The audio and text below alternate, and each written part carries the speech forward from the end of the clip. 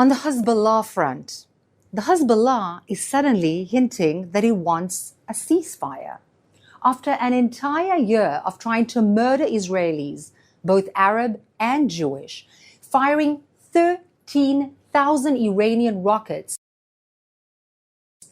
at them on a daily basis, the deputy of Hezbollah, Naim Qassem, said, after the issue of a ceasefire takes shape and once diplomacy can achieve it, all of the other details can be discussed, thereby suggesting that the terrorist organization is ready indeed for a ceasefire.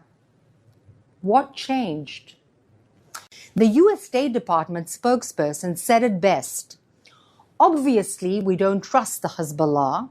He clarified that Hezbollah's ceasefire offer is meaningless without it disarming and withdrawing from Israel's border, per the UN Security Council Resolution 1701, and added that Hezbollah's ceasefire talk shows that Israel is being successful in actually weakening it. It is absolutely heartwarming that the Hezbollah is all of a sudden interested in a ceasefire after incessant bombardment of Israeli civilians for almost an entire year, including right now. But with all respect, it is not as if they're suddenly interested in peace. They did, after all, knowingly fire at a soccer field in an Arabic-speaking village in the north of the country, murdering 12 innocent children and wounding many more. What they're really interested is simply not ending up like the Hamas. What Israel is doing in the south of Lebanon is to push away the Hezbollah in self-defense, just like it said it would, so that 60,000 Israeli civilians, both Jewish and Arab, who had been evacuated from their homes, can go back home in safety. Lebanon's Christians, Druze, and Sunnis hate the Hezbollah, a Shiite arm, I remind you, of the Islamic Republic of Iran. Actually, the Lebanese remember Hezbollah's assassination of their former prime minister, Rafiq Hariri. They also remember Hezbollah dragging them into a war with Israel in 2006, using Lebanon as a platform from which to attack Israel. Rather than protecting Lebanon, as Hezbollah claims it does, the terror group actually endangers its civilians and uses them as human shields. This is actually an amazing opportunity for Lebanon to regain its sovereignty and independence from this murderous Hezbollah stronghold, after it having oppressed the Lebanese people themselves for decades. 2 days ago was the 1-year anniversary since the Hamas massacre of October 7th. At 11 a.m., Tel Aviv was fired on from the south by Hamas in Gaza. At 5:45 p.m., Tel Aviv was fired on from the east by the Houthis in Yemen. At 11:15 p.m., Tel Aviv was fired on from the north by Hezbollah in Lebanon. Israel is not in a war with Hamas or Hezbollah or the Houthis. Israel is under attack from the Islamic Republic of Iran's terror branch in Gaza, its terror army in Lebanon, and its terror pirates in Yemen. It is also under attack from the Palestinian agents of the Islamic Republic of Iran in Judea and Samaria, the West Bank, and from its Shiite militias in Syria and Iraq. And above all that, Israel is under attack from Iran's regime itself, directly, which has fired hundreds of missiles and drones from Iranian soil. Now, let's take some questions from our audience. Since October 8th, 1 year ago, Hezbollah never stopped its attacks. And as a result, Israel has acted in self-defense against Hezbollah in Lebanon, because the government of Lebanon has failed for decades to take responsibility for what happens in Lebanon. Israeli ground forces are operating inside Lebanon right now, and what they are discovering is terrifying. Hezbollah had plans for an October 7th style massacre of its own. Hezbollah had plans to invade Israel, capture villages, and carry out horrific atrocities. Hezbollah had a plan to conquer the Galilee. The IDF is dismantling Hezbollah's capabilities and pushing it away from the Israeli border so that the 60,000 Israelis who fled their homes inside Israel can return to their homes safely. Hamas in the south in Gaza, Hezbollah in the north in Lebanon. These are two of the 7 fronts which Israel is fighting. Israel's also fighting terrorists in the West Bank, Houthis in Yemen, Iranian-backed militias in Iraq that are attacking Israel with suicide drones, Iranians in Syria, and the Iranian regime itself from inside Iran. Let's talk about where we are with Iran. Iran fired ballistic missiles at Israel last April. Israel's response in Iran after that was quite limited. Iran got the message that it can fire ballistic missiles at Israel and get away with it. So Iran fired more ballistic missiles, 180 of them last week. We should expect a strong Israeli response to this Iranian attack. It's not a matter of if, but when and how. Everything I've said up to this point should be widely known.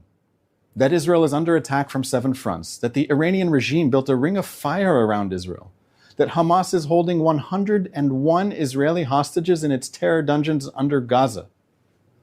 And yet, everyone is asking, how does this end? When I go on television, I'm asked, is this just going to be a forever war?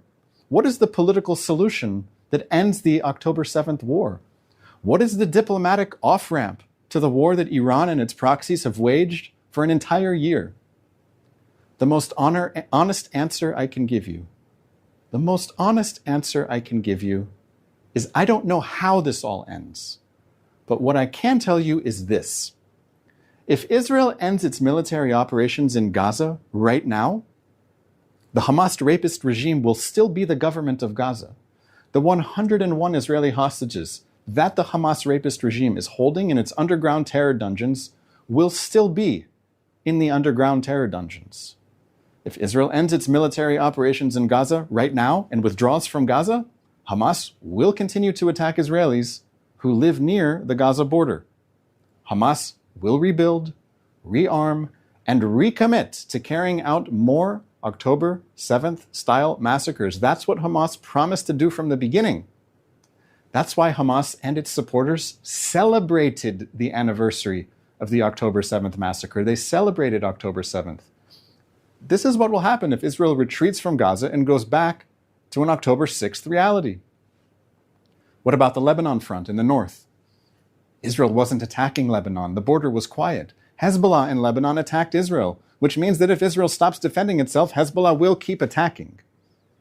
Hezbollah said that it will not stop attacking Israel until there's a ceasefire in Gaza. There's not going to be a ceasefire in Gaza if it's a ceasefire that guarantees that Hamas will remain in power and hostages will remain in captivity. What Hezbollah has done is tie its fate to Hamas. Hezbollah kept its word to Hamas and has attacked Israelis every day for the past year. Hezbollah opened a second front against Israel 1 year ago on October 8th in order to help Hamas survive the consequences of the October 7th massacre. Hezbollah opened a second front in order to help Hamas achieve its war goals. Hezbollah made that choice. Hezbollah made that choice and there are consequences for it. Welcome to come out of the tunnels and say, we're done. We're releasing the hostages. It's not doing that. Palestinian leaders are not calling on Hamas to do that. Turkey is not calling on Hamas to do that. Qatar is not calling on Hamas to do that. The government of South Africa is not calling on Hamas to do that. So the war goes on. The war cannot end with Iran's ring of fire still entrenched around Israel and ready to open fire at any time. Israel doesn't have just the right to defend itself against such aggression. It has the obligation to defeat its enemies and ensure a safe and secure future for its people. All nations of the world that care about the future of humanity must side with Israel in this fight.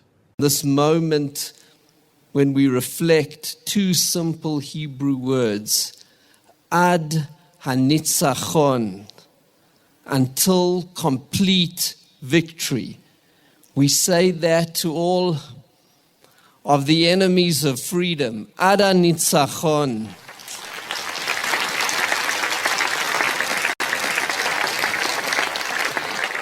That Israel will not stop, no matter the pressure from our so-called friends in the West, no matter the pressure from our enemies in other places.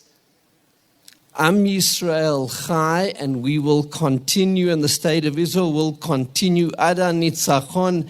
And in the last few weeks, we have seen, with God's blessings, the most inspiring miracles of the dazzling power of the intelligence, the technology, the bravery of the state of Israel and her soldiers, all of the soldiers of the security forces of the state of Israel, the IDF, the Air Force, the Mossad, saying to the world, ad hanitzachon, until victory, because we cannot rest until there is complete victory, because we gather here tonight to pay respects and to remember those who have fallen. Paradigm shifting victory in the Middle East.